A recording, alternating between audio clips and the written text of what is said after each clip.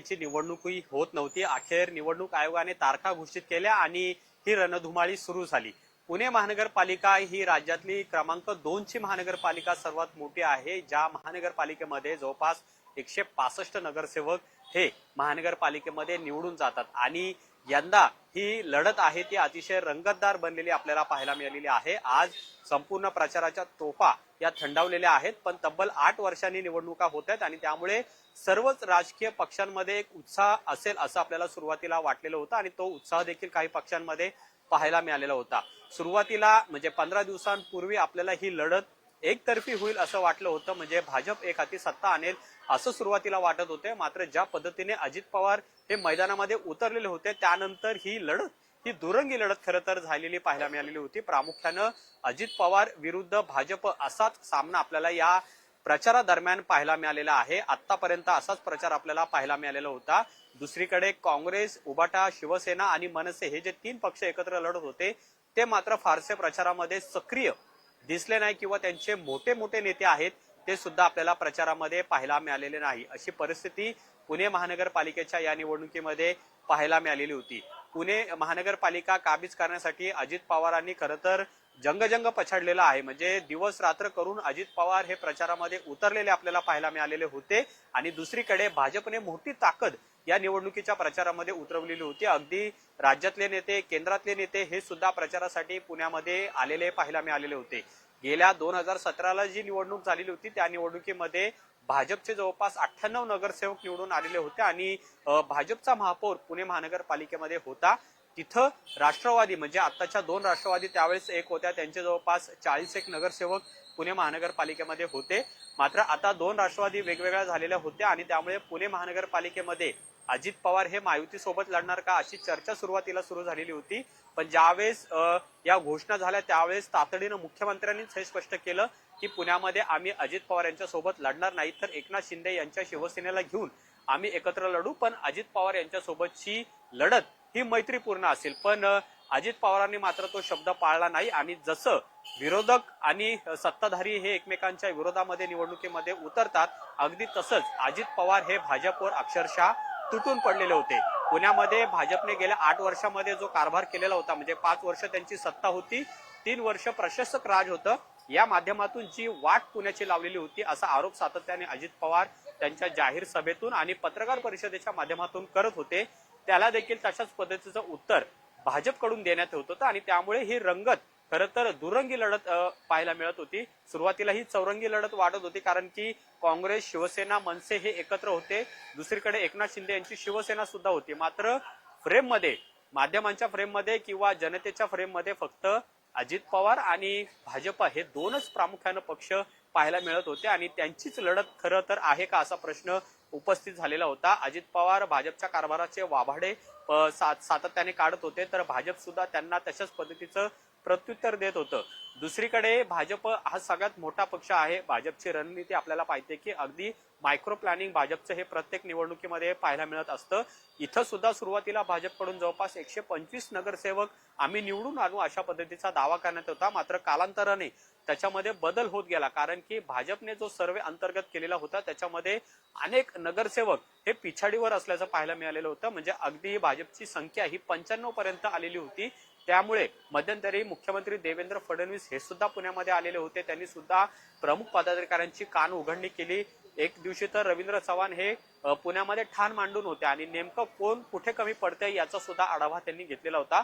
काहीही करून भाजपला पुणे महानगरपालिकेमध्ये एक हाती सत्ता आणायची आहे आणि त्यामुळे भाजपने देखील सर्वस्व पणाला लावलेला आहे। स्वतः राज्याचे मंत्री असतील, राज्याचे प्रमुख असतील हे सुद्धा पुण्यात प्रचाराला आपल्याला उतरलेले पाहायला मिळालेले होते, पण त्यांना सुद्धा अजित पवार हे तितकेच प्रत्युत्तर देताना पाहायला मिळत होते। खरं तर अजित पवार हे राष्ट्रवादी काँग्रेस पक्षाच्या वतीनं एकटेच या रणांगणामध्ये होते। सुरुवातीला दोन्ही राष्ट्रवादी या एकत्र लढत असताना मात्र राष्ट्रवादी काँग्रेस शरद पवार पक्षाचे मातब्बर नेते मात्र या प्रचारामध्ये उतरलेले नव्हते। शेवटला अगदी 2 ते 3 दिवसापूर्वी सुप्रिया सुळे पुण्यामध्ये एकत्र जाहीरनाम्याच्या निमित्तानं आल्या आणि त्यानंतर त्यांनी 2 दिवस काही प्रमुख प्रभागांमध्ये जाऊन त्यांनी उमेदवारांचा प्रचार केलेला होता आणि त्यामुळे सुद्धा राष्ट्रवादी काँग्रेस शरद पवार पक्ष हा खरंच मनापासून अजित पवार यांच्या सोबत गेलेला आहे का हा सुद्धा प्रश्न सातत्याने निर्माण केला जात होता। पण आम्ही दोघं एकत्र लढतोय पुढे काय होईल हे माहिती नाही असं सुद्धा सुप्रिया सुळेंकडून सांगण्यात आलेलं होतं. अजित पवार विरुद्ध भाजपचा हा सामना होता तो अगदी शेवटपर्यंत पाहायला मिळालेला होता. म्हणजे आज ज्यावेळेस मुख्यमंत्र्यांची सभा पुण्यामध्ये झाली त्यावेळेस देखील अजित पवार यांच्यावर नाव न घेता त्यांनी टीका केलेली होती. अजित पवारांनी महायुतीचा धर्म पाळला नाहीयेत, अजित पवार हे शब्दाला जागले नाहीयेत अशा पद्धतीची टीका त्यांनी केलेली होती आणि त्याला देखील अजित पवारांनी प्रत्युत्तर दिलेलं आहे. या संपूर्ण प्रचारादरम्यान म्हणजे ज्यावेळेस अजित पवारांनी त्यांच्या पक्षाचा जाहीरनामा घोषित केला त्यानंतर एक प्रमुख घोषणा त्यांनी केलेली आहे ती म्हणजे पुणेकरांसाठी मोफत मेट्रो आणि पीएमपीएमएल ची बस सेवा जी पुणे आणि पिंपरी चिंचवड साठी असेल ही मोफत देऊ अशा पद्धतीची घोषणा केलेली होती. मात्र या घोषणेवरून देखील भाजपने अजित पवार यांच्यावर शरसंधान साधलेलं होतं. मुळामध्ये अजित पवारांना याबाबतचे निर्णय घेण्याचा अधिकार नाहीये असं ते वारंवार सांगत होते. मात्र अजित पवारांनी देखील हे कसं शक्य आहे, हे मी कसं आणू शकतो, मी सुद्धा अर्थमंत्री आहे, उपमुख्यमंत्री आहे असं म्हणत सातत्याने आपण या घोषणेवर ठाम आहे असं सुद्धा ते सांगत गेलेले आहेत आणि तसाच प्रचार ते पुणेकरांसमोर सुद्धा करून गेलेले आहेत. अजित पवार यांनी पुणे महानगरपालिका काबीज करण्यासाठी त्यांचं सर्वस्व पणाला लावलेलं होतं. आपण पाहिलं की दिवसाला 3 ते 4 सभा, 2 ते 3 रोड शो आणि वेगवेगळ्या बैठका अजित पवार हे अगदी पहाटे 6 वाजल्यापासूनच घेत होते आणि त्यामुळे एक एक हाती म्हणजे एकतर्फी वाटणारी ही महानगरपालिकेची निवडणूक हळूहळू त्याच्यामध्ये कशा पद्धतीने बदल होत गेला आणि भाजपमध्ये सुद्धा डोकेदुखी वाढू लागली, अस्वस्थता भाजपमध्ये वाढू लागलेली होती. कारण की अजित पवार महायुतीमध्ये सत्तेमध्ये असताना सुद्धा भाजपवर शरसंधान साधत होते, भाजपच्या कारभारावर ते टीका करत होते आणि पुण्याचा कारभारी बदला अशा पद्धतीचं वाक्य हे अजित पवार सातत्याने बदलत होते. म्हणजे त्यांचा रोख थेट केंद्रीय मंत्री मुरलीधर मोहोळ यांच्यावर होता कारण ते पुण्याचे खासदार आहेत. 5 वर्षापूर्वी ज्यावेळेस महानगरपालिकेवर सत्ता होती ते तेव्हा पुण्याचे महापौर सुद्धा राहिलेले आहेत आणि त्यामुळे या गेल्या 8 वर्षांमध्ये महानगरपालिकेची अवस्था, दुसरीकडे पुणेकरांची जी अवस्था आहे ती इतकी खाली गेलेली आहे आणि त्याला उत्तर देण्यासाठी अजित पवारांनी त्यांचा जाहीरनामा प्रसिद्ध केला. त्याच्यामध्ये ज्या मूलभूत नागरिकांच्या समस्या आहेत, पुणेकरांच्या ज्या समस्या आहेत त्या सुद्धा सोडू हे सुद्धा त्यांनी म्हटलेलं होतं. या संपूर्ण निवडणुकी प्रचारादरम्यान आपण पाहिलं की भाजपकडून खास करून मुरलीधर मोहोळ हे सातत्याने अजित पवारांवर वार करत होते. कारण पुण्यामध्ये या राष्ट्रवादी काँग्रेस अजित पवार यांच्या पक्षाने जे उमेदवार दिलेले आहेत, जवळपास 165 उमेदवार दोन्ही राष्ट्रवादीने दिलेले आहेत. त्याच्यामध्ये 4 ते 5 ठिकाणी उमेदवार जे देण्यात आलेले आहेत ते गुन्हेगारी पार्श्वभूमी असलेल्या कुटुंबातील सदस्यांना दिलेले आहेत आणि त्यामुळे यावर सुद्धा सातत्याने अजित पवार यांच्यावर भाजपकडून टीका करण्यात होती. मात्र अजित पवार सेफ गेम खेळत होते. म्हणजे ते सातत्याने असं सांगत होते की हे उमेदवार आमच्या पक्षाचे नाहीत, आमच्या मित्र पक्षाचे जे सहकारी आहेत त्यांच्या कोट्यातून त्यांना उमेदवारी देण्यात आलेली आहे हे सुद्धा ते सातत्याने सांगत होते. मात्र त्यांचं चिन्ह हे घड्याळच होतं आणि त्यामुळे सगळ्यांना माहिती आहे हे उमेदवार कुणाचे आहेत, उद्या ते निवडून आल्यावर कुणासोबत ते जाणार आहेत हे सगळं माहिती होतं. खरं तर आरपीआय सचिन खरात गटाचे सचिन खरात यांच्या कोट्यातून त्यांना उमेदवारी दिलेली आहे असं सातत्याने अजित पवार सांगत होते. पण सचिन खरात यावर मात्र स्पष्टपणे बोलत नव्हते आणि 4 ते 5 दिवसांपूर्वी सचिन खरात यांनी अचानकपणे अजित पवार यांच्या पक्षाला दिलेला पाठिंबा हा सुद्धा काढून घेतलेला होता आणि त्यामुळे हे जे 4 ते 5 उमेदवार जे गुन्हेगारी पार्श्वभूमी असलेल्या कुटुंबातील सदस्यांचे आहेत ते नेमके कोणाचे असा प्रश्न निर्माण झालेला होता. पण त्यावर पण सुद्धा अजित पवारांनी आज सेफ गेम खेळला आणि सीताराम नावाचे जे व्यक्ती आहेत ज्यांच्या संघटनेचा अजित पवारांना पाठिंबा दिलेला आहे त्यांचे हे उमेदवार आहे असं सरळ सरळ अजित पवारांनी त्यांच्यावर ढकलून दिलेलं आहे आणि त्यामुळे गुन्हेगारांच्या कुटुंबाला जी उमेदवारी दिलेली होती त्याच्यावरून अगदी शेवटच्या क्षणापर्यंत म्हणजे आचारसंहिता लागेपर्यंत अजित पवारांनी मात्र तो मुद्दा आहे तो खोडून काढलेला होता आणि दुसऱ्यावर त्यांनी ते ढकलून दिलेलं आहे.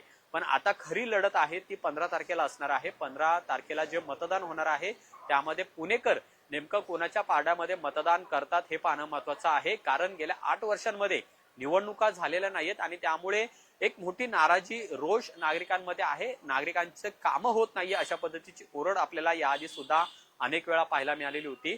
प्रशासक राज असताना सुद्धा महानगरपालिकेचे अधिकारी हे मनमानी पद्धतीने वागत होते. त्यामुळे नागरिकांच्या समस्या या सुटत नव्हत्या. अशा पद्धतीचा रोष आपल्याला जे माजी नगरसेवक राहिलेले आहेत त्यांच्या बोलण्यातून जाणवत होता आणि त्यामुळे आता या निवडणुकीला हे सगळे राजकीय पक्ष सामोरे जात असताना अनेक वेळा नागरिकांनी त्यांना हे मुद्दे विचारलेले आहेत आणि त्यामुळे या निवडणुकीमध्ये आता 15 तारखेला जे मतदान होईल त्याच्यामध्ये पुणेकर कोणाला निवडून देतात, कोणाच्या पारड्यामध्ये मतदान टाकतात हे पाहणं महत्वाचं आहे. अजित पवार जसं सातत्याने म्हणत होते की पुण्याचा कारभारी बदला, पुण्याचं कारभारीचं पद माझ्याकडे द्या, ते खरंच पुणेकर करतात का हे पाहणं महत्वाचं असेल, कारण अजित पवार हे रोखटोक आणि काम स्पष्ट वक्तपणे करण्यासाठी प्रसिद्ध आहेत. आपण त्यांच्या कामाची पद्धत सुद्धा पाहिलेली आहे आणि त्यामुळे ती कामाची पद्धत अजित पवारांची मतदारांना भावते का हे सुद्धा पाहणं महत्वाचं आहे. तर तिकडे भाजपचं संघटन मोठं आहे, त्यांचं कॅम्पेनिंग मोठं आहे, प्रत्येक बूथ लेवलला त्यांचे कार्यकर्ते मोठ्या प्रमाणात आहेत, पदाधिकारी मोठ्या प्रमाणात आहे. त्यामुळे भाजपला सुद्धा ही निवडणूक सुरुवातीला सोपी वाटत होती, पण ज्या पद्धतीने उमेदवारी भाजपने आयारामांना दिलेली आहे त्यामुळे जे निष्ठावंत होते त्यांच्यामध्ये मोठी नाराजी होते. अनेक जण अजूनही नाराज आहेत, काही आमदार आहेत ते सुद्धा प्रचारामध्ये सक्रिय आपल्याला पाहायला मिळालेले नव्हते. अशी एक नाराजी भाजपमध्ये सुद्धा दिसलेली आहे. जरी भाजप हा सगळ्यात मोठा पक्ष असला तरी त्यांच्यामध्ये सुद्धा अंतर्गत नाराजी ही मोठ्या प्रमाणात होती. दुसरीकडे जे सर्वे भाजप करत होते त्याच्यामध्ये गेल्या वेळेसपेक्षा कमी जागा या दाखवत होत्या, म्हणजे अगदी कालपर्यंत या जागा कमी दाखवत होतं आणि त्यामुळे कुठेतरी भाजपचा सुद्धा कॉन्फिडन्स हा आपल्याला कमी झालेला पाहायला मिळत होता. त्यानुसारच अजित पवार यांना कशा पद्धतीने टॅकल करायचं, त्यांच्यावर कशा पद्धतीने टीका करता येईल याची सुद्धा रणनीती 2 दिवसापूर्वी भाजपने पुण्यामध्ये आखली. काल तर भाजप निवडणूक आयोगामध्ये जाणार अशीच भूमिका त्यांनी घेतलेली होती, कारण अनेक ठिकाणी या प्रचारादरम्यान अजित पवार यांच्या पक्षाकडून जे त्यांचं कॅम्पेनिंग सुरू आहे पुणेकरांसाठी ते काय देणार आहेत याचे फ्लेक्स आहेत ते अनधिकृतपणे शहराच्या अनेक भागांमध्ये लावलेले होते आणि त्याचीच धास्ती भाजपने घेतली आणि काल भाजपने निवडणूक आयोगाकडे तक्रार सुद्धा दिलेली आहे. हे सगळे मुद्दे या निवडणुकीमध्ये राहिलेले आहेत आणि त्यामुळे दुसरीकडे भाजप आणि अजित पवार यांच्यामध्ये ही प्रमुख लढत असताना काँग्रेस, शिवसेना, उद्धव ठाकरे आणि मनसे हे मात्र आपल्याला जास्त फ्रेममध्ये पाहायला मिळालेले नव्हते. त्यांचे उमेदवार सुद्धा चर्चेत आलेले नव्हते आणि त्यामुळे त्यांना कितपत यश मिळेल किंवा पुणेकर त्यांना कितपत स्वीकारतील हे सुद्धा पाहणं महत्वाचं असेल. तर या महानगरपालिकेची निवडणूक जे पहिल्यांदाच लढतायत ते म्हणजे एकनाथ शिंदे यांची शिवसेना, ज्यांचा स्ट्राईक रेट आपण पाहिला नगरपालिका नगरपंचायत मध्ये बऱ्यापैकी चांगला होता, त्यांना सुद्धा आता या पुणे महानगरपालिकेमध्ये यश मिळतं का हे पाहणं महत्वाचं आहे. कारण पुणे महानगरपालिकेच्या निवडणुकीमध्ये भाजप शिवसेना हे एकत्र लढलेले नाहीयेत आणि त्यामुळे हिंदुत्वाच्या मतदानामध्ये सुद्धा मोठी फूट पडण्याची शक्यता आहे किंवा त्याचं विभाजन सुद्धा होऊ शकतं. याचा फायदा हा एकनाथ शिंदेना होतो का हे पाहणं महत्वाचं आहे, कारण की एकनाथ शिंदे यांची ओळख, त्यांच्या कामाची पद्धत ही सर्वसामान्य नागरिकांना माहिती आहे. कॉमन मॅन म्हणून ते मतदारांपर्यंत समोर गेलेले आहेत असं ते सातत्याने सांगतात आणि त्यामुळे पुणेकर आता त्यांना कितपत स्वीकारतील हे सुद्धा पाहणं महत्वाचं आहे. अशी ही सुरुवातीला चौरंगी वाटणारी लढत नंतर ही दुरंगी होऊन गेलेली होती आणि त्यामध्ये प्रामुख्यानं भाजप विरुद्ध अजित पवार असाच सामना या निवडणुकीमध्ये पाहायला मिळालेला आहे आणि त्यामुळे आता आचारसंहिता लागलेली आहे, प्रचार पूर्णपणे थंडावलेला आहे. पण आता इथून पुढे जो शांततेचा प्रचार असतो तो मात्र उमेदवारांकडून, राजकीय पक्षांकडून केला जाईल. अनेक ठिकाणी पैसे वाटप, वाटपांच्या सुद्धा घटना घडतील. त्याच्यावर आता पोलीस प्रशासन आणि निवडणूक आयोग कशा पद्धतीने खबरदारी घेतं हे पाहणं महत्वाचं असेल. पण 15 तारखेला मतदान होणार आहे आणि पुणेकर नेमकं आता कोणाच्या पाड्यामध्ये मतदान करतात हे पाहणं महत्वाचं आहे आणि 16 तारखेला सकाळी 7:30 वाजल्यापासून आपल्याला पुण्याचा कारभारी कोण होणार किंवा पुणे महानगरपालिकेच्या सत्तेच्या चाव्या या कुणाच्या हाती जाणार हे पाहणं महत्वाचं असणार आहे. पण सगळ्यात महत्वाचं अजित पवारांची मात्र इथं प्रतिष्ठा पणाला लागलेली आहे आणि एक हाती सत्ता असलेल्या भाजपमध्ये सुद्धा मोठी प्रतिष्ठा त्यांची पणाला लागलेली आहे, कारण की देवेंद्र फडणवीस, मुरलीधर मोहोळ, रवींद्र चव्हाण जे प्रदेशाध्यक्ष आहे या 3 प्रमुख नेत्यांची आणि त्याचबरोबर चंद्रकांत पाटील यांची सुद्धा प्रतिष्ठा या निवडणुकीला पणाला लागलेली आहे. त्यामुळे 15 तारखेला होणारं मतदान आणि 16 तारखेला लागलेला निकाल हा नेमका आता कुणाच्या बाजूने असतो हे पाहणं महत्वाचं आहे. आजच्या या युट्यूब लाईव्ह मध्ये आपण इथेच थांबूया. तुम्ही पाहत राहा लोकशाही मराठी.